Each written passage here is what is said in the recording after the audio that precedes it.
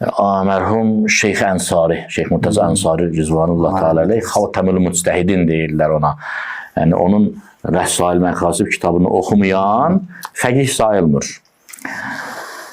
Günlərin bir, o da Nəcəfdə mərcəy təqlid idi. Nəcəfdə də bir qıtlıq dönəmi gəlmişdi, aclıq dönəmi gəlmişdi. Yəni az idi yemək içmək. Günlərin bir günü şeyxin gəlini boyuna sadə bir boyunbağı taxır. Şeyx bunu görür. Çağırır oğlunu, işarə ilə falan deyir ki, oğlum, qızıma denən onu taxmasın. Oğlu qayıdır ki, ata, mən siz buyurmursunuz ki, Limə tuhərrimu ma həllallahu lək. Allahın halal elədiyini niyə haram edirsin? Ayə deyil bu. Deyir, düzdür, belə bir ayə var. Boyunbağı taxmaq halaldır. Haram deyil.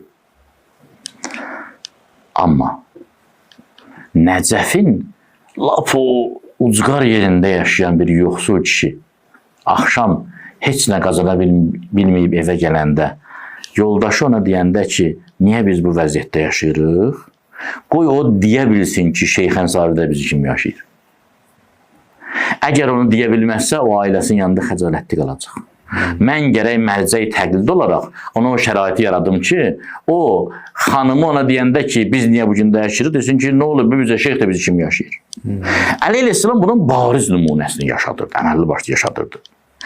Və Həzrət Peyğəmbərdən də belə bir kəlam var, deyir ki, mən ona görə fəqirliyi seçdim ki, bu fəqirliyə təskin ol, bəli, qəlbləri rahat olsun. Və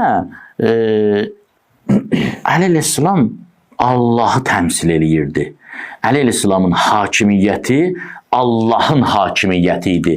Allah ağalıq eləyirdi. Heç bir bəndə o bir bəndəyə ağalıq eləmirdi. İnsanların, bəndələrin bir-biri ilə azadlıq balansı yerində idi. Qədirxum bunu elə bir təzmin eləmək üçün gəldi ki, ay insanlar, bilin, heç bir insan öz ambisiyasına əsaslanıb sizə ağalıq eləyə bilməz. Allahın sözünü deyirsə, bəli, təslim olmalısınız, İslam.